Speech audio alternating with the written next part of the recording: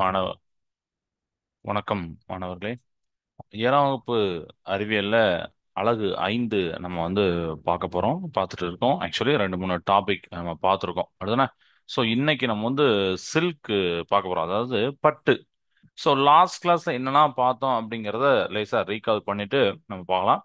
So last கிளாஸ்ல animal product used clothing, அதாவது விலங்குகளை நம்ம இந்த யூனிட்டே அப்படின்னா விலங்குகள் மனிதர்களுக்கு எப்படிலாம் யூஸ் ஆகுதுன்னு சொல்லிட்டு, சரியா, உணவாக அப்படின்னு சொல்லிட்டு ஒரு கிளாஸ்ல பார்த்தோம். போன கிளாஸ்ல பார்த்தீங்கன்னா உடையாக எப்படி கம்பளி, விலங்கு இலைகள், பருத்தி, சணல் இதெல்லாம் நம்ம பார்த்தோம். அப்புறம் அந்த கம்பளி பிரித்து எடுத்துக்கள், இந்த செம்மறியாடுல இருந்து அந்த முடி எடுப்பாங்க, அந்த மெத்தடை பார்த்தோம். ஞாபகம் இருக்குன்னு நினைக்கிறேன். அது நீங்க வீட்ல போய் திருப்பி ரீகால் பண்ணுங்க. அப்படின்னு அந்த கத்தரித்தல், சேரிங், அப்புறம் தரம் பிரித்தல், கிரேடிங் எல்லாம் பண்ணணும், வாஷிங் பண்ணணும், நியூட்ரல் ஸ்பின்னிங் பண்ணணும் அப்படிலாம் சொல்லியிருந்தேன். அடுத்த கம்பளி ஏன் யூஸ் பண்றோம், அதோட சிறப்பு அம்சங்கள், அதாவது கேரக்டரிஸ்டிக்ஸ் என்ன, அதோட யூசஸ் என்ன, பயன்பாடுகள் என்ன அப்படிங்கறத நம்ம பார்த்தோம். ஸோ அந்த வகையில நம்ம பட்டு பார்க்க போறோம் இந்த கிளாஸ்ல. ஓகேவா? ஸோ பட்டு அப்படின்னா இப்போ இந்த ஸ்கிரீன்ல தெரியுது, உங்களுக்கு தெரியும். என்ன தெரியுது? நல்லா பாருங்க. என்ன தெரியுது? இந்த பூச்சி ஆல்ரெடி நிறைய பேர் பார்த்துருப்பீங்கன்னு நினைக்கிறேன். இலையை உட்கொள்ளும் அப்படிதானே, இலையை உட்கொள்ளுற நீங்க பார்க்கலாம் இதுல. அதுக்கப்புறம் பாத்தீங்கன்னா இது வளர்ந்து இன்னொன்னாக உருவாகும். அது என்னன்னு அப்படிங்கறத பார்க்கலாமா? ஸோ அதான் ஷேர் பண்றேன். One second.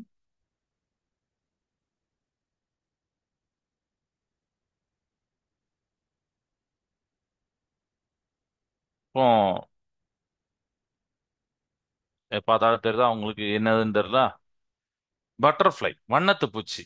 ஸோ இதை தான் இன்னைக்கு நம்ம, இது வண்ணத்து பூச்சியா மாறுது. பட் நம்ம, நீங்க கேட்டர்ஃப்ளை லைஃப் சைக்கிள் அப்படிலாம் நம்ம பார்ப்போம் அதுல.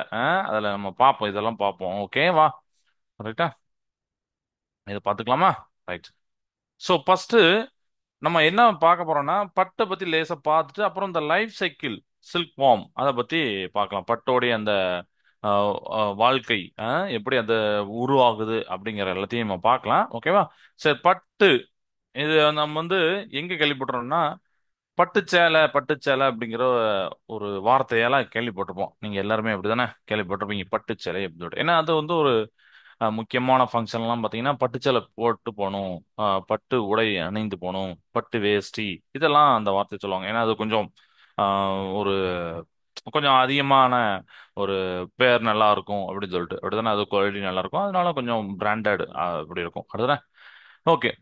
பட்டு என்பது பாத்தீங்கன்னா பட்டு பூச்சியிலிருந்து, பட்டு பூச்சியோடைய கூடுகளிலிருந்து நம்மளுக்கு கிடைக்கி, அப்படிதானே. அதாவது பட்டு பூச்சியோட கூடுகள்ல கூடுகள்ல சுரக்கும் இலை. சரியா? பட்டு அப்படின்னா பட்டு பூச்சியோட பேர்ல அந்த இதுல இருந்து அந்த நேம் வந்திருக்கு. சரியா? சோ அது ஒரு சுரக்கும் இலை. மல்பெரி இலைகளை மல்பெரி இலைகளை உண்ணும். நம்ம இப்ப பார்த்தோம், அந்த பூச்சி அந்த இலைகளை உண்றதை நம்ம பார்த்தோம். சோ உணவாக உட்கொள்ளும். இந்த மல்பெரி இலைகளை உணவாக உட்கொள்ளும். அந்த பட்டுப்புழுல இருந்து பட்டு இலைகள் கிடைக்கும், பெறப்படுகின்றன. ஓகேவா? சரியா? சோ நம்ம சில்க் பார்க்குறோம். சில்க் அப்படிங்கிறது நம்ம இம்பார்ட்டன்டான ஃபங்க்ஷனுக்குலாம் போட்டு போவோம், அப்படிதானே. சில்க் அப்படிங்கிறது செக்ரிகேஷன்ஸ் ஆஃப் த சில்க் மாத். ஓகேவா? So silk is obtained from the cocoon of the silkworm which feed on the mulberry leaves. ஓகேவா? இதை நம்ம அதில் பார்த்தோம்னா அண்ட் இந்த பட்டு புழுக்கள் அப்படின்னு நம்ம சொல்றோம்ல, இது குறுகிய காலமே வாழும். அதுதான் ஒரு இம்பார்ட்டன்ட் பாயிண்ட். இதுக்கு life time short life time தான். சரியா? அதாவது பாத்தீங்கன்னா 2 மாத காலமே வாழும் அப்படிங்காங்க. இது ஹிண்ட் ஹிண்டா எழுதுறேன், 2 மாத காலமே. ஓகேவா? நம்ம வாழும். அப்போ இந்த 2 மாத காலத்துல இதோட வாழ்க்கையில 4 வளர்ச்சி நிலைகள் உண்டு.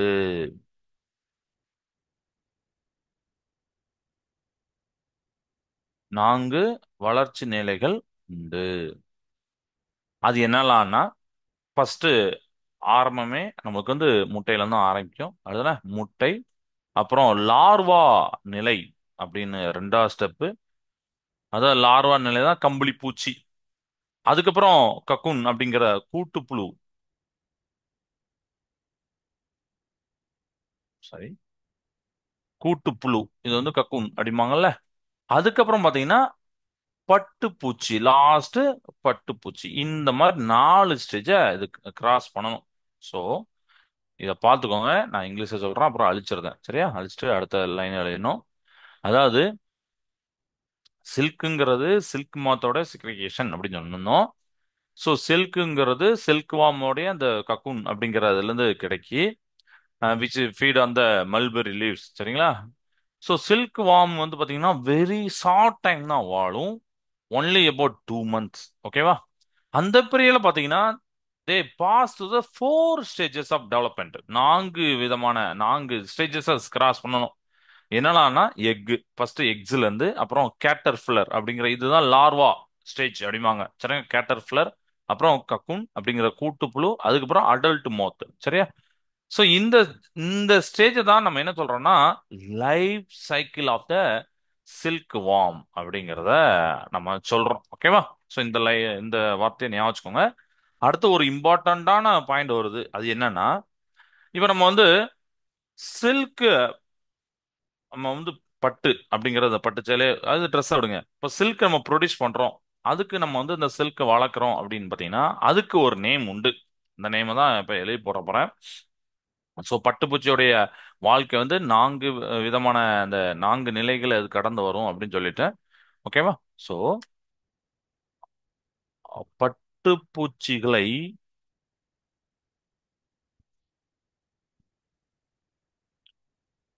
வளர்ப்பாங்க. அதிலிருந்து பட்டு தயாரிப்பாங்க. சரியா? அப்படி பட்டுப்பூச்சிகளை வளர்க்குறாங்கல்ல, இதை தான் இங்கிலீஷ்ல செரிகல்ச்சர்வாங்க. தமிழ்லையும் பார்த்தீங்கன்னா செரிகல்ச்சர்னே போட்டிருப்பாங்க. செரிகல்ச்சர் அப்படின்னு சொல்லுவாங்க. இந்த வார்த்தையை முக்கியமா நோட் பண்ணிக்கோங்க. ஏன்னா அடிக்கடி ஒரு கவர்மெண்ட் எக்ஸாம்ல கூட இந்த லைன் வந்து திருப்பி திருப்பி வரும். அதாவது நம்ம சில்க் வந்து ப்ரொடக்ஷன் பண்றது, கல்டிவேஷன் பண்றதுக்கு என்ன நேம் அப்படின்னு கேட்டாங்க. ஸோ செரிகல்ச்சர் இங்கிலீஷ்லயும் அதே தான். அதாவது அந்த ப்ரொனவுன்ஸ் அதே தான். சரியா? இத நீங்க அண்டர்லைன் பண்ணிக்கோங்க, செரிகல்ச்சர்.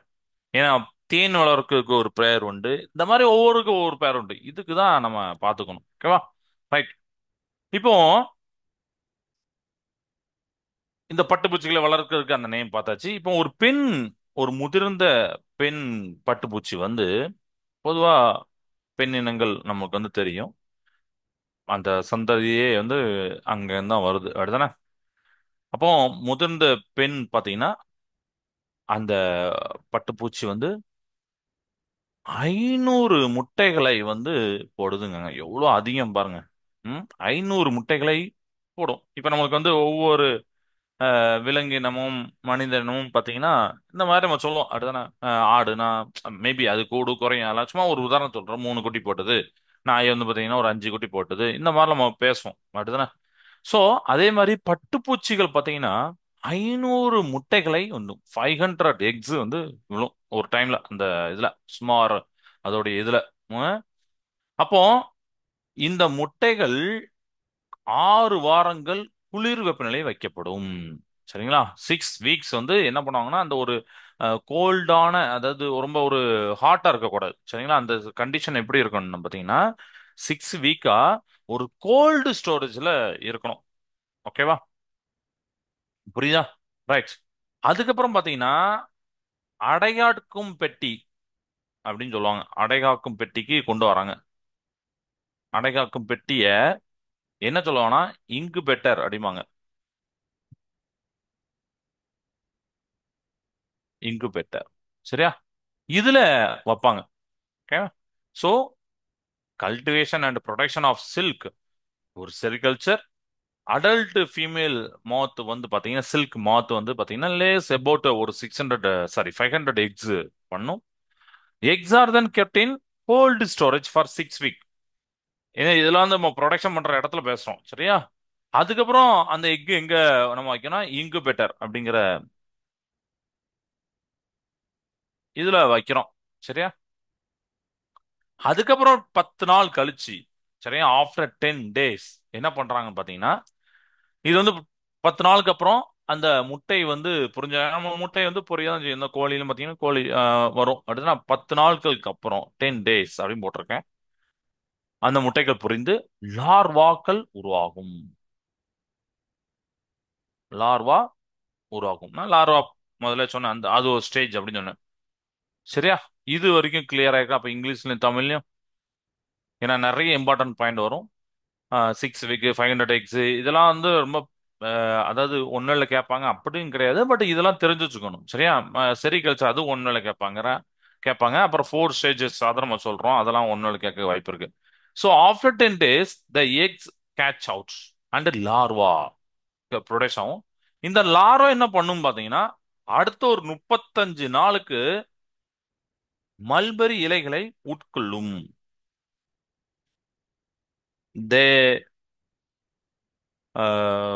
அந்த லார்வா இருக்குல்ல. So next day 35 days the eating mulberry leaves. 35 நாட்கள் மல்பெரி இலைகளை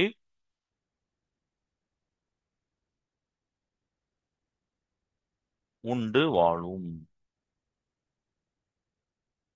ஓகேவா? அதுக்கப்புறம் பட்டுப்புழு 5 நாளில் பட்டு இலைகளை உற்பத்தி செய்யும். இதுக்கப்புறம் இந்த பட்டுப்புழு என்ன பண்ணுதுன்னா, 5 நாட்களில்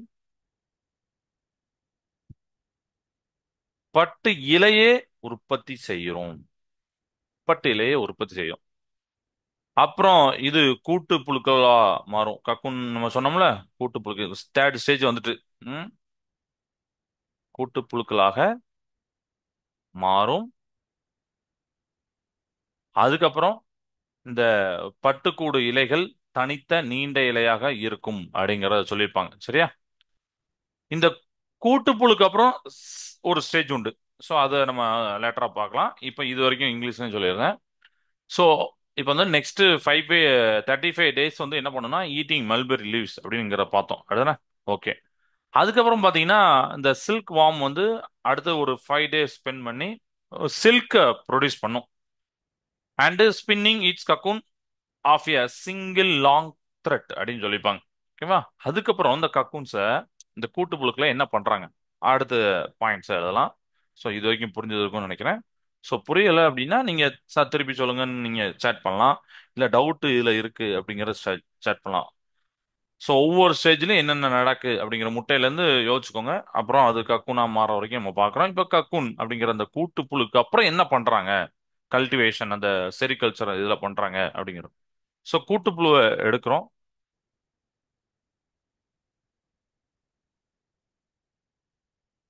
இத கொதிநீர்ல போடுவாங்க, பாயில்டு வாட்டர், கொதிநீர்ல போடுவாங்க.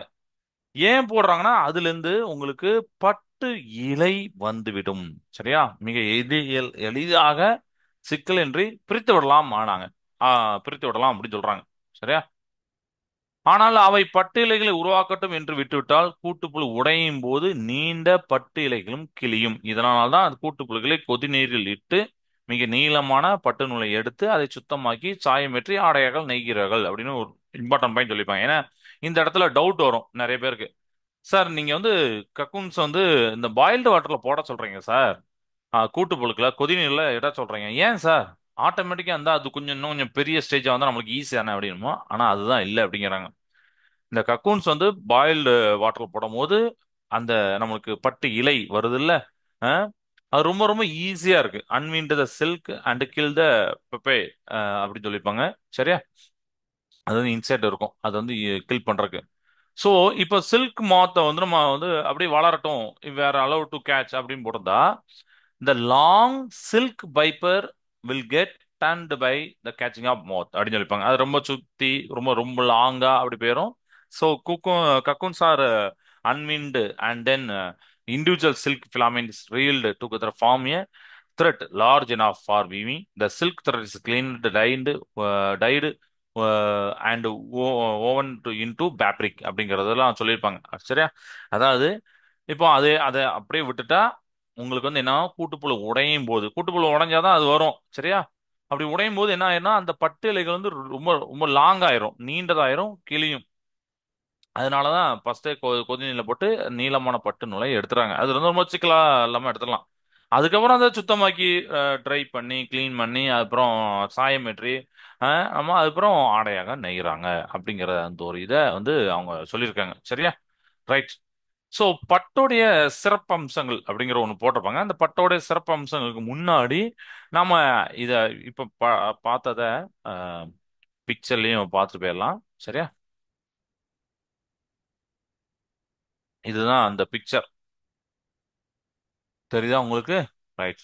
ஸோ இது வந்து நமக்கு அந்த இங்கிலீஷ்ல போட்டிருப்பாங்க. பட் நமக்கு உண்டான ஸ்டேஜ் இதில் நிறைய ஸ்டேஜ் மாதிரி காமிச்சிருப்பாங்க. ஒன்றும் இல்லை, அது வந்து சின்ன சின்ன ஸ்டேஜையும் இது பண்ணிப்பாங்க. நமக்கு 4 ஸ்டேஜஸ் தான். ஃபர்ஸ்ட் நம்ம எக்ல இருந்து ஆரம்பிக்கலாமா? ம். எக்ல இருந்து ஆரம்பிச்சிருக்காங்க. எக்ல இருந்து ஆரம்பிச்சோடனே அப்புறம் யங் கேட்டர்பில்லர் உருவாகுது. அப்புறம் அது கேட்டர்பில்லர் அப்படிங்கிற ஒரு ஸ்டேஜ். இதெல்லாம் நம்மளுக்கு ஒரே ஸ்டேஜ் சொல்லிடுவாங்க. முட்டைக்கு அப்புறம் கேட்டர்பில்லர் ஸ்டேஜ் தான். ஸோ அது வந்து ஒவ்வொன்றா சொல்றாங்க. அதுக்கப்புறம் பார்த்தீங்கன்னா பியூப்பா அப்படிங்கிற அந்த இது வருது பாருங்க. அஹ் பார்த்தா அந்த ஷேப்பை பார்த்தாலும் தெரியுதா உங்களுக்கு? ம். வருது பாருங்க. அடுத்து பார்த்தீங்கன்னா அந்த கூடு உடையுது. கூடு உடைஞ்சு உங்களுக்கு வந்து என்ன ஆகுதுன்னா அந்த வண்ணத்து பூச்சி பட்டர்ஃப்ளை உருவாகுது பாருங்க. இதுதான் அடல்ட் பட்டர்ஃப்ளை. சரிதா? ஸோ இது வந்து இந்த ஸ்டேஜ் உங்களுக்கு பார்த்தாலே புரியுது. ஓகே, ஓ இந்த மாதிரி ஒரு 4 முக்கியமான ஸ்டேஜுக்கு வருதா அப்படின்னு சொல்லிட்டு தெரிஞ்சிருக்கலாம். எக்கு, கேட்டர்ஃபிளர், அப்புறம் நம்ம வந்து கேட்டர்ஃபிளர்ல பார்த்தீங்கன்னா அது வந்து லார்வா அப்படின்னு சொல்றோம். அதுக்கப்புறம் பார்த்தீங்கன்னா பியூபா அப்படிங்கிற அந்த இது கூட்டுப்புழு கக்கூன்ஸ் அப்படிங்கிற அந்த இது. அதுக்கப்புறம் பார்த்தீங்கன்னா லாஸ்ட் பார்த்தீங்கன்னா நம்மளுக்கு அடல்ட்டா கிடைக்கக்கூடியது, முதிர்ந்த இது கிடைக்கக்கூடியது. ஸோ இந்த ஸ்டேஜை வந்து நம்ம பார்த்துக்கலாம். இதை தான் நம்ம புக்லயும் போட்டிருப்பாங்க. ஓகேவா? ஸோ புக்லயும் பார்த்துக்கோங்க. பட்டுப்பூச்சியோடைய வாழ்க்கை சுழற்சி அப்படிங்கிற போட்டிருப்பாங்க. ஸோ அதை நம்ம வந்து இங்கேயும் எழுதுறேன், லேசா எழுதுறேன். ஃபர்ஸ்ட் நம்ம முட்டை சொல்றோம். அடுத்தது முட்டையில இருந்து எங்க வருதுன்னு பாத்தீங்கன்னா லார்வா அப்படின்னு சொன்ன ஸ்டேஜ் நம்ம பாக்குறோம். அதுல இருந்து எங்க போனுச்சு நீங்களே சொல்லலாம். புக்கை பார்க்காம இப்ப நீங்க பிக்சரை பாத்தீங்க, நீங்களே சொல்லலாம் சார் இந்த ஸ்டேஜுக்கு அப்புறம் இந்த ஸ்டேஜா. ஏன்னா இது வந்து அஹ், உங்க டயக்ராம் போட்டு கேட்பாங்க. இல்லைன்னா பட்டுப்பூச்சிகளுடைய அந்த வாழ்க்கை சுழற்சியை பற்றி கூறுக அப்படிம்பாங்க. அதுதான் நம்ம திருப்பி திருப்பி படிக்க நல்லது. சரியா? ஸோ லார்வா வருது. லார்வா பார்த்தோன்னே ஃபர்ஸ்ட் அந்த ஒரு இலையில அந்த ஏன்னா இலையில தான் முட்டை போடும்னா அதையும் தெரிஞ்சுக்கோங்க. ஏன் சார் இலையிலேயே காமிச்சிருக்காங்க நீங்க நினைக்க வேண்டாம், இலையில தான் முட்டை போடும். ஸோ இலையில முட்டை போடுதுன்னா அப்புறம் இலையில அந்த லார்வா அப்படிங்கிறது கிரியேட் ஆகுது. அப்புறம் அதை அதுதான் சாப்பிடும். அடுதுன்னா சாப்பிட்டு அந்த கூட்டுப்புழு வந்து உருவாகுது. இது வந்து கூட்டுப்புழு பருவம்பாங்க. சரியா? அதுக்கப்புறம் பாத்தீங்கன்னா இதுலயே ஒரு சின்ன ஸ்டேஜ் என்னன்னா அந்த இது வளர்ந்து வரும் பட்டாம்பூச்சி. சரியா?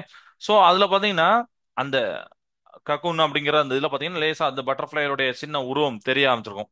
ஆ? அடுத்து ஃபைனல் ஸ்டேஜ் ஆன வளர்ச்சியடைந்த பட்டுப்பூச்சி. ஸோ நான் பட்டுப்பூச்சி அப்படிங்கிறத போட்டிருக்கேன். ஓகேவா? ஸோ இதுக்கப்புறம் என்ன பண்ணும் இந்த பட்டுப்பூச்சி திருப்பி முட்டையிடும். ஸோ இது வந்து அப்படியே லைஃப் சைக்கிளா அப்படியே ஒரு 4 ஸ்டேஜா கடந்து கடந்து கடந்து போகும். ஸோ இங்கிலீஷ்லயும் அதை நீங்க பார்க்கலாம். உங்கள்கிட்ட அந்த பிக்சரையும் கொடுத்துருப்பாங்க. Life cycle of butterfly. Egg, caterpillar that is larva, அதுக்கப்புறம் பியூப்பா அப்படிங்கிற கக்கூன், அதுக்கப்புறம் எமர்ஜிங் பட்டர்ஃப்ளை அப்படி கொஞ்சம் வெளியில தெரிய மாதிரி காமிச்சிருப்பாங்க. அடுத்து ஃபைனலா அடல்ட் பட்டர்ஃப்ளை. ஓகே. அதுக்கப்புறம் அந்த பிக்சரை பார்த்துக்கோங்க. இன்னொரு பிக்சர் கொடுத்துருப்பாங்க. சரியா? அந்த கொதிக்க வைக்கிறது எல்லாமே கொடுத்துருப்பாங்க. அதுல இருந்து நூல் வந்து எடுத்திருப்பாங்க. ஸோ புக்கில் வேணா அதை அந்த இது நான் காமிக்கிறேன். ஏன்னா அதையும் நம்ம வந்து பார்த்துடலாம். ஓகே. ஒன் செகண்ட், இதையும் ஷேர் பண்ணிடலாம் வேணாம்.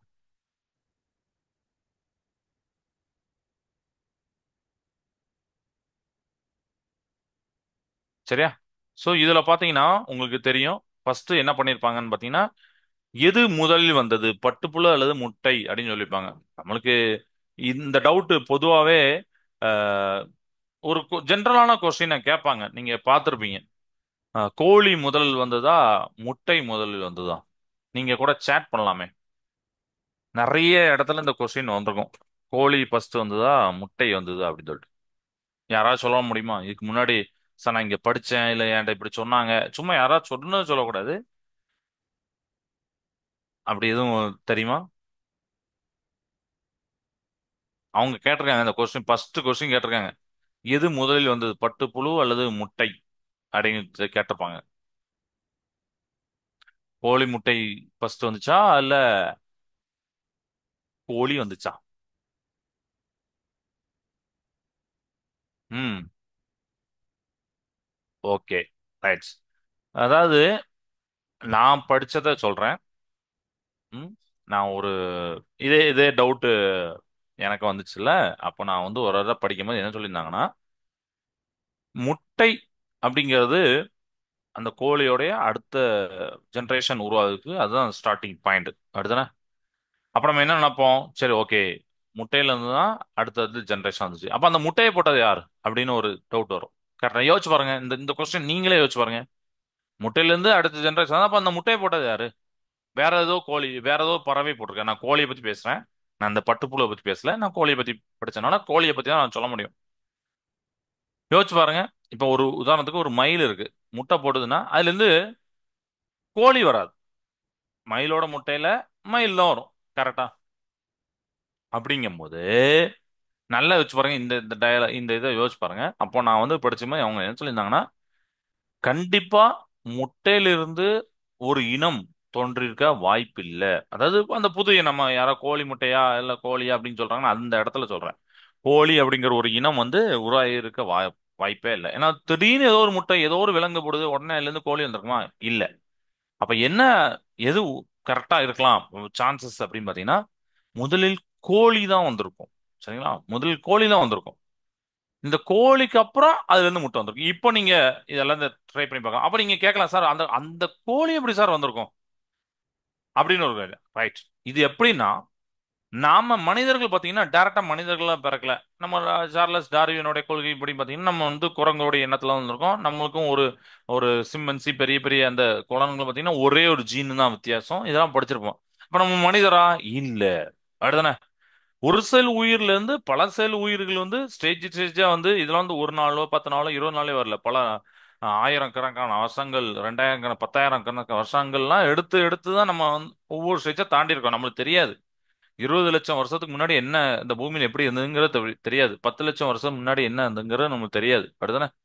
எந்த மாதிரி உயிரினங்க 10 லட்சம் வருஷம் முன்னாடி இருந்துச்சு, 10,000 வருஷம் முன்னாடி எப்படி இருந்துச்சு நம்மளுக்கு தெரியாது. ஒரு கிட்டத்தட்ட ஒரு 10,000 வருஷத்துக்கு முன்னாடி தான் மனித இனமே பூமியில் தோன்றுனுச்சு. 10 லட்சம் வருஷத்துக்கு முன்னாடி இந்த உயிர் ஒரு பூமிங்கிற ஒரு சின்ன பரிமாணம் நடந்துச்சு. இதெல்லாம் ஒரு அப்ராக்சிமேஷன். சரிங்களா? யாராலையும் எக்ஸாக்டா சொல்ல முடியல, பட் ஒரு அப்ராக்சிமேஷன்.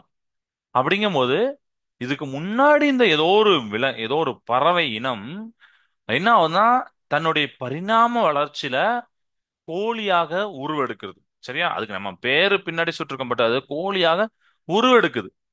கோழியா உருவெடுத்து அதுக்கப்புறம் அது முட்டையை விடும் போது அதுக்கப்புறம் அதோட ஜெனரேஷன் வருது. இப்போ நான் சொன்ன பாயிண்ட் எல்லாம் கனெக்ட் பண்ணி பாருங்க, உங்களுக்கு நல்லா புரியும். ஏன்னா நான் படிக்கும் போது எனக்கு இந்த டவுட் இருந்துச்சு. அப்போ வந்து எல்லாரும் சொல்றாங்களே, இந்த இன்டர்வியூலாம் கேட்காங்களே, படத்துலாம் கேட்காங்களேன்னு சொல்லிட்டு நான் முந்தி சர்ச் பண்ணும்போது எனக்கு இதை வந்து அது டீட்டெயிலா சொல்லியிருந்தாங்க. சூப்பரா சொல்லியிருந்தாங்க. எனக்கு அது நல்லா புரிஞ்சுது. ஓ ரைட் தான். அப்போ வந்து தனியா வந்திருக்க வாய்ப்பு இல்லை. அந்த கோழிங்கிற ஒரு இனம் வந்து பாத்தீங்கன்னா வேற ஏதோ ஒரு பறவையோட இனம் தான். பறவையோட இனம் தான் அப்படியே மாறி மாறி மாறி மாறி மாறி வந்து நமக்கு வந்து இதா இருக்கு. ஏற்கனவே உங்களுக்கு தெரியும், நீங்க படிச்சிருப்பீங்க சயின்ஸ்ல. என்னன்னா இந்த பறவைகளுக்கெல்லாம் ரெக்கை இருக்கும். அது வந்து பறவைகளுடைய இதுதான். க- அதான் நமக்கு 4 கால் இருக்குல்ல, அதே மாதிரி தான் 2 கால் வந்து பறவைகளோட ரெக்கையா மாறிட்டு பரிணாம வளர்ச்சியில மாறிட்டு, ஏன்னா அதுக்கு பறக்கிறதுக்கு யூஸ் ஆகுது. அப்படித்தானே? பரிணாம வளர்ச்சியா சில விஷயங்கள் ஆட் ஆகுது, சில விஷயங்கள் ரிமூவ் ஆகுது. புரியுதா? நம்மளுக்கு ஒரு காலத்துல பெரிய பெரிய காதுகள் இருக்கும். ஏன்னா நம்ம அந்த காட்டுல வாழும் போது நம்மளுக்கு அந்த கவனிப்பு சக்தி வேணும், அந்த கேட்கிற சக்தி வேணும்னு சொல்ல காது பெருசா இருந்துச்சு. பட் இப்போ நம்ம வந்து மாறி மாறி நம்மளுக்கு அது அதோடைய பயன்பாடுகள் இல்லை. அதே மாதிரி நம்ம மூக்கோடைய அந்த ஒரு உணர்திறன், நம்மளுக்கு இப்ப பக்கத்துல சாப்பாடு வச்சாலும் தெரியும், ஓகே இந்த சாப்பாடுப்பா டேஸ்ட்ப்பா அப்படின்னு நமக்கு தெரியும். ஆனா நம்மகிட்ட இருக்கிற அந்த பவர் பாத்தீங்கன்னா அந்த ஒரு உணர்திறன் நம்ம முன்னாடி சொல்றேன், ஆதி காலத்துல உள்ள சொல்றேன். உதாரணத்துக்கு உங்க வீட்ல இருந்து ஒரு 10 கிலோ ஒரு ஒரு 5 கிலோமீட்டர் வச்சுக்கோங்களேன். 5 கிலோமீட்டர்ல ஒரு ரயில்வே ஸ்டேஷனோ ஒரு பஸ் ஸ்டாண்டோ இருக்குன்னு வச்சுக்கோங்களேன். அந்த இடத்துல உங்களோட சித்தப்பாவோ உங்க அப்பாவோ பெரியப்பாவோ யாரோ ஒருத்தர் வந்து இறங்குனா கூட உங்களுக்கு வீட்ல உள்ளவங்களுக்கு தெரியுமா? அது அந்த ஸ்மெல்லு தெரியுமா? சரியா? ஏன்னா ஒவ்வொரு மனிதர்களுக்கும் ஸ்மெல் உண்டு. மனித ஸ்மெல் நம்ம வந்து இந்த சென்ட் அடிக்கிறது, வேற வேற ஏதாவது திரவியம் பூசுறது அதை சொல்றேன். ஒவ்வொரு மனிதனுக்கும் ஸ்மெல் உண்டு. அப்போ அது வந்து நமக்கு தெரியுமா? அந்த அளவுக்கு உணர்திறன் நமக்கு இருந்திருக்கு. பட் இப்போ நம்மகிட்ட அது கிடையாது. நம்மகிட்ட 5 கிலோமீட்டர்லாம் இல்ல. கொஞ்சம் தூரத்திலே நம்மளுக்கு வந்து ஸ்மெல்லாம் வராது. பக்கத்துல உள்ளதுதான் ஏதாவது பிரியாணி ஸ்மெல்லோ இல்லைன்னா ஏதாவது குழம்பு ஸ்மெல்லோ இந்த மாதிரி ஸ்மெல் தான் வரும் தவிர ரொம்ப தூரத்துல ஸ்மெல்லாம் வராது. ஆனா நம்மளுக்கு அந்த உணர்வு இருந்தது. இது ஏக்கு சொல்றேன்னா நம்ம உயிரினங்கள் அத்தனையுமே பாத்தீங்கன்னா பரிணாம வளர்ச்சி அடைஞ்சுக்கிட்டு தான் இருக்கு. ஒவ்வொன்றும் ஒன்னொன்னு இன்னும் ஒரு 500 1000 வருஷத்துக்கு அப்புறம் பாத்தீங்கன்னா மனிதர்கள் மாறி இருக்கலாம். விலங்குகளே பாத்தீங்கன்னா பல வித்தியாசமான விலங்குகள் உருவாயிருக்கலாம். இருக்கிற விலங்கு அழிஞ்சிருக்கலாம். மேபி திடீர்னு பெரிய கால் இருக்கலாம், பெரிய காது இருக்கலாம், பெரிய வால் இருக்கலாம். நெருப்ப கக்குற மாதிரி கூட ஏதாவது ஒண்ணு இருக்கலாம். ஏன்னா அதோடைய தேவைகள் என்னங்கிறது தான் அந்த உயிர்களுடைய ஜீன்ல பதியப்படும். நம்மளுக்கு என்ன தேவை, நம்மளுக்கு என்ன தேவை, நம்மளுக்கு என்ன தேவைன்னு ஜீன்ல பதிஞ்சு பதிஞ்சு பதிஞ்சு ஏன்னா கொஞ்சம் ஒரு பல லட்சம் வருஷத்துக்கு அப்புறம் மாறிடும். இப்ப நம்ம மனிதர்களுக்கு என்ன ஒரு ஒரு வார்னிங் கொடுக்குறாங்கன்னா இப்ப நம்ம மனிதர்கள் இப்ப உங்களையும் சரி எங்களையும் என்னையும் சேர்த்து சரி நம்ம எல்லாமே நம்ம நிறைய திறன்களை யூஸ் பண்ணாம இருக்கோம். உதாரணத்துக்கு இந்த செல்போன் வந்ததுக்கு அப்புறம் பாத்தீங்கன்னா நம்மளுக்கு வந்து ரொம்ப தூரத்துல பார்க்கக்கூடிய சிச்சுவேஷன் சான்சஸ் பார்த்தீங்கன்னா ரொம்ப ரொம்ப கம்மியாயிட்டே இருக்கு. மேபி நீங்க பார்க்கலாம் அப்படிதான். நம்ம நம்ம தூரத்துல பார்க்க மிஞ்சி மிஞ்சி போனா டிவி கொஞ்சம் தூரத்துல இருக்க போது போனு தான் எப்போது போனை தான் நம்ம பார்த்துட்டு இருக்கோம். ஒரு கிளாஸ்ல லாஸ்ட் பெஞ்சில் உட்காந்தா அந்த சாரு நிக்கிற அந்த ஒரு இடம் வரைக்கும் பாக்குறோம். இவ்வளவுதான் நம்மளால பார்க்க முடியுது. தூரத்துல பஸ் வந்தாலும் இந்த கொஞ்சம் கொஞ்சம் அதை நீங்க நீங்க யோசிச்சு பார்த்தா தெரியும். எது ரொம்ப அதிகமா நம்ம டைம் எடுக்குங்கிறது. கம்ப்யூட்டரோ லேப்டாப்போ நம்ம பக்கத்துல வச்சு தான் பார்க்க போறோம் அப்படிதானே? ஸோ இதெல்லாம் நம்ம சான்சஸ் நம்ம கொடுக்க கொடுக்க குறைக்க குறைக்க குறைய நம்ம தூரத்து பார்வை குறைக்க குறைக்க நம்மளுக்கு ஒரு காலத்துல என்ன ஆயிரும்னா தூரத்து பார்வை இல்லாம ஒன்லி பக்கத்துல உள்ள மட்டும் தான் தெரியுமே. ஏன்னா அது நம்ம ஜீன்ல நம்ம பதிய வச்சிரும். இது தேவையில்ல தேவையில்ல தேவையில்லைன்னு சொல்லிட்டு அப்புறம் உடம்புல பாகங்கள் நம்ம யூஸ் பண்ணாம இருக்கும்போது ஓகே ஓ இதெல்லாம் யூஸ் பண்ணக்கூடாதோ, நம்ம வெறும் விரல்கள் மட்டுமே யூஸ் பண்ணிட்டு இருக்கோம் அப்படிதானே? எதுனாலும் அப்ப விரல்கள் மட்டும் அது யூஸ் பண்ற மாதிரி ஒரு சுச்சுவேஷன் நம்ம இல்லை. இதெல்லாம் வந்து அஹ், ஒரு சான்சஸ் சொல்றாங்க சயின்டிஸ்ட். சரியா? ரைட். அப்போ நம்ம வந்து ஒரு முழுமையான கம்ப்ளீட்டான ஒரு லைஃப் வாழணும்னா நம்ம உடல் பாகங்கள் அனைத்துக்கும் வேலை கொடுத்து கண் பார்வைகள் நம்ம வந்து அடிக்கடி ஸ்போர்ட்ஸ் விளாண்டு இந்த மாதிரி செல்போன் அதெல்லாம் தேவையில்லாம டைம் வேஸ்ட் பண்ணாம நம்ம வந்து என்ன பண்ணலாம்னா யூஸ்ஃபுல்லாக ஏதோ ஒன்று படிக்கலாம். நிறைய புக்ஸை ரீட் பண்ணும்போது ஆட்டோமேட்டிக்காக உங்களோட பிரெயினில் இருக்க நியூரான்ஸ் அப்படிங்கிற அதெல்லாம் கொஞ்சம் பலப்படும். சரிங்களா? ஸோ அது பலப்பட்டால் உங்களுக்கு ஒரு மெமரி பவர்லாம் கூடும். அடிக்கடி மறப்பாங்கல்ல அவங்கலாம் பார்த்தீங்கன்னா அவங்களுக்கு சில இது சொல்லுவாங்க. ஸோ அதே மாதிரி ஸோ இதெல்லாம் இந்த அந்த எது முதலில் வந்தது அப்படிங்கறதுக்காண்டி நான் சொன்னேன். இது நீங்க எங்கனாலும் சொல்லலாம். இதுதான் உண்மை. சரிங்களா சார்? கோழிங்கிற இனம் ஒரு பறவையோடைய ஒரு ஒரு ஜீன்ல மாற்றம் ஏற்பட்டு வந்த ஒரு இனமா இருக்கும். பரிணாம வளர்ச்சியில அந்த அந்த இனம் அது கோழி நம்ம பேர் வச்சோம். அதுக்கப்புறம் தான் சார் அதுல இருந்து முட்டை வந்துச்சு. ஏன்னா அதோட ஜென்ரேஷனை பெருக்க தான் ஒவ்வொரு உயிரினுமே வந்து பெருக்க தான் ட்ரை பண்ணும். அந்த பூமியை அது விட்டு போனாலும் அடுத்து அந்த பூமியில இருக்கிறதுக்காக தான் அந்த ஒரு ஜென்ரேஷனே உருவாக்குது அப்படிதானே? ரைட். ரெண்டாவது பாத்தீங்கன்னா முட்டைகள் பொரித்து லார்வால்கள் உருவாக்கி நம்ம பார்த்தோம். அப்புறம் முட்டை பொரியுது, அந்த முட்டை காமிச்சிருப்பாங்க, அதுல இருந்து லார்வா வருது. லார்வா வந்த பிறகு அப்புறம் மூன்றாவது நம்ம ஸ்டேஜ் என்ன பார்க்கறோம் பாத்தீங்கன்னா பட்டுப்பூச்சிகள் அவற்றின் ஆரம்ப எடையை விட 50,000 மடங்கு எடையுள்ள மல்பெரி இலைகளை உண்டு வளர்கின்றன. நம்ம பார்த்தோம் மல்பெரி லீவ்ஸ் வந்து சாப்பிடும் அப்படின்னு. ஏன்னா அதுக்கு உணவு தான். அந்த இலையை பார்த்தீங்கன்னா அந்த பட்டுப்புழு வந்து சாப்பிட்டு சாப்பிட்டு எல்லா இடத்துக்கும் கருமி கருமி வச்சிருக்கும். நீங்க அதை கூட பார்த்துக்கலாம். அதுக்கப்புறம் பாத்தீங்கன்னா பட்டுப்பூச்சி தன்னை சுற்றி குக்கூனை உற்பத்தி செய்யும் அப்படின்னு சொல்றோம். இதுல குக்கூன் போட்டிருப்பாங்க, இன்னொரு இடத்துல கக்கூன் அப்படிங்கறது போட்டிருப்பாங்க. சரியா? Okay right. அப்போ ஃபோர்த் ஸ்டேஜை நீங்க பார்க்கலாம். பட்டுப்பூச்சி வந்து தன்னை சுற்றி குக்கூனை வந்து உற்பத்தி செய்யுது அப்படின்னு சொல்லிட்டு போட்டிருக்காங்க. ஓகே. ஃபிஃப்த் ஸ்டேஜ்ல பாத்தீங்கன்னா அந்த குக்கனில் உள்ள லார்வா கூட்டுப்புழுவாக மாறும். ஓகே. அடுத்து சிக்ஸ்த் ஸ்டேஜ்ல நம்ம சொன்னோம் கக்கூன்களை நம்ம வந்து பாத்தீங்கன்னா இதுல கக்கூன் போட்டிருப்பாங்க. சரியா? ஸோ கக்கூன்களை கொதிநீரில் விட்டால் கூட்டுப்புழுக்கள் இறந்து விடுவதால் செரசின் இலைகளை தளர்ந்து விடுகின்றன அப்படின்னு சொல்லிட்டு தளர்ந்து விடுகின்றன அப்படிங்கிறத போட்டிருப்பாங்க. ஸோ அதுக்கப்புறம் அதுல இருந்து நூல் வருது. அந்த நூலை நம்ம என்ன பண்றோம்னா இந்த ஸ்டேஜ் செவன்த் ஸ்டேஜ் இதுல காமிச்சிருப்பாங்க. நூலை பார்த்தீங்கன்னா உங்களுக்கு தெரியும். தனித்த பட்டு இலைகள் பிரிக்கப்படுகின்றன. அது வந்து ஜூம் பண்ணி காமிச்சிருப்பாங்க எப்படி இருக்கு அந்த இலைகள் அப்படின்னு சொல்லிட்டு. சரியா? இலைகள் நூறாக்கப்படுகின்றன அப்படின்னு சொல்லியிருக்கோம். கொஞ்சம் கொஞ்சமா சேர்த்து சேர்த்து அப்படி எல்லாமே அது வந்து நூறாக்கப்படுகின்றன போட்டிருக்காங்களா, அது வந்து ஸ்பெல்லிங் மிஸ்டேக், நூலாக்கப்படுகின்றன போட்டிருப்பாங்க, இல்லைன்னா நூற்கப்படுகின்றன அப்படிங்கிறது போட்டிருக்கலாம். சரி, அவங்க நூறாக்கப்படுகின்றன போட்டிருப்பாங்க. அதை ரீட் பண்ணும்போது எனக்கு டவுட் வந்துச்சு. இது வந்து என்னன்னா நூற்கப்படுகின்றது போடலாம், நூறுப்பாங்க அப்படின்னு சொல்லிட்டு அது போடலாம், இல்லைன்னா நூலாக்கப்படுகின்றனன்னு போட்டலாம். இது வந்து நூறாக்க அப்படின்னா நாம வந்து 100, 100 அப்படின்னு நினைச்சிடக்கூடாது. சரியா, இந்த இடத்துல நூலு அப்படின்னு நினைங்க. சரிங்களா, அதுக்கப்புறம் அந்த நூலும் வந்த பிறகு நூல் ஆடைகள் செய்யப்படும். ஸோ அதனால கனெக்டிவிட்டி அதுக்கு இருக்கு பாருங்க. சரிங்களா, ஸோ 8வது ஸ்டேஜ் 10வது ஸ்டேஜ்ல நூலாடைகள் செய்யப்படுகின்றன. ஸோ இது உங்களுக்கு புரிஞ்சு, இந்த ஸ்டேஜ் வந்து உங்களுக்கு நல்லா புரிஞ்சிருக்கும்னு நான் நினைக்கிறேன். ஓகேவா, ரைட். ஸோ இப்போ நம்ம வந்து அடுத்து என்ன பார்க்க போறோம்னா, இந்த பட்டுப்புழுவுடைய நன்மைகள், அதாவது பயங்கள், சிறப்பு அம்சங்கள் என்ன அப்படிங்கிற கேரக்டரிஸ்டிக்ஸ் ஃபீச்சர்ஸை நம்ம பார்க்க போறோம்.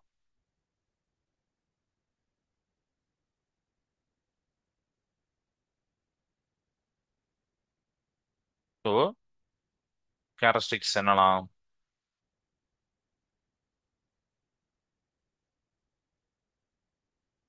Characteristics features of silk. First பாத்தீங்கன்னா இது வந்து ரொம்ப ரொம்ப சாஃப்டானது, வெரி சாஃப்டானது, கம்ஃபர்டபுள், மிருதுவா இருக்கும். அதுக்கப்புறம் வெர்சடைல் அப்படிங்கிறத சொல்லிப்பாங்க. இது வந்து ஃபர்ஸ்ட் பாயிண்ட். ஸோ நான் வந்து ஒரு 4 பாயிண்ட் இருக்கு, இங்கிலீஷ் எழுதிட்டு அப்புறம் தமிழ்ல சொல்றேன். It can be easily dyed அப்படின்னு போட்டிருப்பாங்க. ஈஸிலி டை பண்ணுவாங்க. சரியா, அந்த சாயம் ஏற்றுவாங்களா அதை சொல்றாங்க. அப்புறம் ஸ்ட்ராங்கஸ்ட், இதை அண்டர்லைன் பண்ணிக்கோங்க. சில்க் தான் இருக்கையில ரொம்ப ஸ்ட்ராங்கஸ்டான நேச்சுரல் ஃபைபர். ரொம்ப இம்பார்ட்டன்ட் லைன் இந்த லைன், 3வது லைன் தான் ரொம்ப இம்பார்ட்டன்ட் லைன். அதுக்கப்புறம் பார்த்தீங்கன்னா ஃபோர்த் லைன் பார்த்தீங்கன்னா எப்படி இல்லைன்னா poor resistance to sunlight exposure அப்படின்னு சொல்லியிருப்பாங்க. ஸோ வந்து கிண்ட எழுதணும். சரி, ஓகே.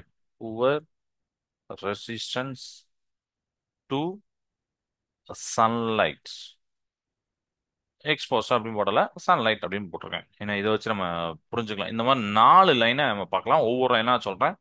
பட்டோடைய சிறப்பு அம்சங்களை சொல்றாங்க. சாஃப்டா இருக்கும், கம்ஃபர்டபுளா இருக்கும், வெர்சடைலா இருக்கும், அதாவது மென்மையா இருக்கும். அதுக்கப்புறம் ரொம்ப ஒரு நமக்கு அணியதுக்கு பார்த்தீங்கன்னா ஒரு வசதியா இருக்கும். சரிங்களா, நம்ம மென்மையாவும் வசதியா இருந்தால் நம்மளுக்கு ரொம்ப பிடிக்கும், அழகா இருக்கும். சரியா, ஓகே. ஈஸிலி டை பண்ணுவாங்க. அதாவது டைனா நம்ம சாயம் ஏற்றுவாங்க. நமக்கு வந்து இப்போ வெள்ளை கலர் நூல் கிடைக்கி, நம்மளுக்கு எல்லாரும் வெள்ளை கலர் சட்டையா போடுறோம், கலர் கலர் சட்டை போடுறோம் அப்படிதானே, ரெட் கலரு, கருப்பு கலரு எல்லாம் போடுறோம். அதெல்லாம் என்னது, சாயம் ஏற்றுறாங்க அப்படிதானே. அந்த தண்ணிலாம் நீங்க பார்த்துருப்பீங்க, சாயம் ஏற்ற தண்ணிலாம். அப்புறம் ஸ்ட்ராங்கஸ்ட் நேச்சுரல் ஃபைபர், இயற்கை இலைகளையே பட்டு இலை தான் வலிமையான இலை. அண்டர்லைன் பண்ணிக்கோங்கன்னா அந்த லைன் ரொம்ப ரொம்ப important. Which is the strongest natural fibre, silk, wool, அப்புறம் மேபி வேற ஏதாவது ஒன்று கொடுத்துருந்தாங்கன்னா காட்டன் இந்த மாதிரி கொடுத்துருந்தாங்கன்னா, இல்லை பாலிஸ்டர் அந்த மாதிரி ஏதாவது கொடுத்துருக்காங்கன்னா, இயற்கையினாலே நம்மளுக்கு இதுதான் சில்க், wool, இதுதான் வரப்போகுது. அதுல சில்க் தான் வந்து ரொம்ப ஸ்ட்ராங்கஸ்ட். இது புவர் ரெசிஸ்டன்ஸ் டு சன்லைட் அப்படின்னா இது சூரிய ஒளியை எளிதில் கடத்தும் அப்படின்னு சொல்லிட்டு தமிழ்ல சொல்லிப்பாங்க. சரியா, ஏன்னா ரெசிஸ்டன்ஸ் தான் தடை பண்றது. புவர் ரெசிஸ்டன்ஸ்னா தடை பண்றது ரொம்ப ரொம்ப கம்மின்னு அர்த்தம். அதாவது ஆப்போசிட்டா, அதாவது எளிதில் கடத்தும். So good conductor.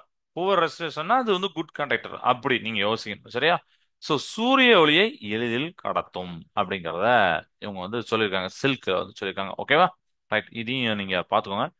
பட்டோடைய பயன்பாடுகள் சொல்லியிருப்பாங்க அடுத்து. அது நம்மளுக்கு எல்லாமே ரொம்ப ஈஸியான இதுதான், நமக்கு தெரிஞ்சதுதான். ரொம்ப அழகா இருக்கும், இயற்கையான அழகு உடையது. அப்புறம் இயற்கை அழகு உடையது, கோடை காலத்துல இது இதமா இருக்கும். கோடையில இதமா இருக்கும், குளிர்ல கதகதப்பா இருக்கும். சரியா, வெப்பத்தை தரக்கூடியதா இருக்கும். நவீன உடைகளை அழகாக தயாரிக்கும், சிறப்பு வாய்ந்த அழகான பட்டாடைகளை வடிவமைக்கும், இதெல்லாம் நமக்கு பயன்படுகிறது. அது மாதிரி வீட்டு உபயோகப் பொருட்களான இந்த சுவர் அலங்கார பொருட்கள், திரைச்சீலைகள், கம்பளம் மற்றும் இதர விரிப்புகள் தயாரிக்கவும் இது பயன்படுகின்றன. மருத்துவ சிகிச்சையிலையும் பார்த்தீங்கன்னா, மருத்துவ அந்த துறையில அறுவை சிகிச்சை போது தையல் நூல் அதுலயும் இது வந்து யூஸ் பண்ணுவாங்க. நமக்கு அந்த அறுவை சிகிச்சை போது தைப்பாங்க, நீங்க பார்த்துருப்பீங்க, அப்படிதானே?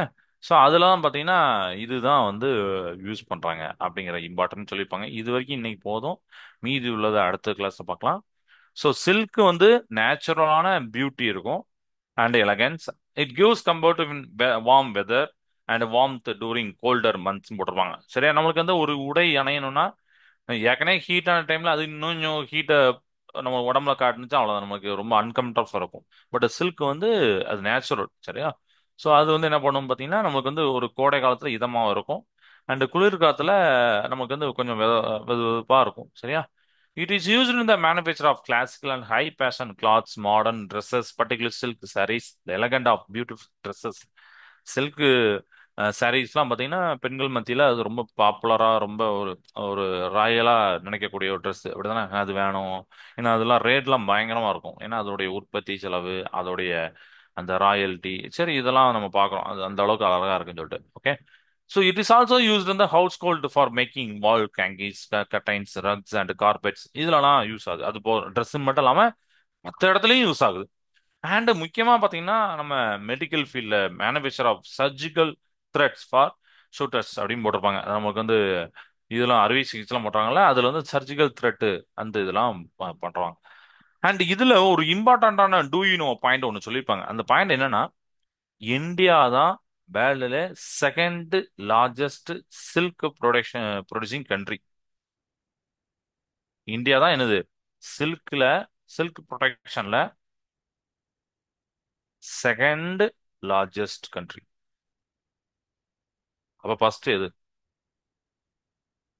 யாரா இருக்கும் அப்படிங்கறத நீங்க நெட்ல சர்ச் பண்ணீங்கன்னா வரப்போகுது. ஓகேவா? ஈஸியா வந்துடும். அண்டு அதாவது தமிழ்ல பட்டு உற்பத்தியில உலகிலே இரண்டாவது இடத்தை பெறுவது நம்ம இந்திய நாடு. நம்ம நாட்டுல, நம்ம தமிழ்நாட்டுல பாத்தீங்கன்னா காஞ்சிபுரம், இப்போ திருபுவனம், அப்புறம் ஆரணி போன்ற இடங்கள் பாத்தீங்கன்னா பட்டு உற்பத்திக்கு புகழ் பெற்றவை அப்படிங்கிற போட்டிருப்பாங்க. சரியா? ரைட். இன்னைக்கு இது வரைக்கும் போதும். அடுத்த கிளாஸ்ல hazardous in silk and wool industry அப்படிங்கறத பார்க்க போறோம். இம்பார்ட்டன்ட் டாபிக் அது. அதாவது கம்பளி, பட்டு ஆலைகளில் ஏற்படக்கூடிய அபாயங்கள் என்ன, பட்டு ஆலைகளில் ஏற்படும் பாதிப்புகள் என்னங்கிறத அடுத்த கிளாஸ் பார்க்கலாம். இன்னைக்கு பார்த்ததுல எதுவும் டவுட் இருக்கா? இன்னைக்கு நம்ம லைஃப் சைக்கிள் பார்த்தோம், அப்புறம் பயங்கள் பார்த்தோம், கேரக்டரிஸ்டிக்ஸ் பார்த்தோம். ஸோ அண்டர்ஸ்டாண்ட் பண்ணிக்கோங்க. வீட்டில் போய் ரீட் பண்ணுங்க. டவுட் எதுவும் இல்லைங்களா? சரிப்பா, கிளாஸ் நேரம். வாழ்க பாரதம், வெல்க தமிழகம். நன்றி, வணக்கம்.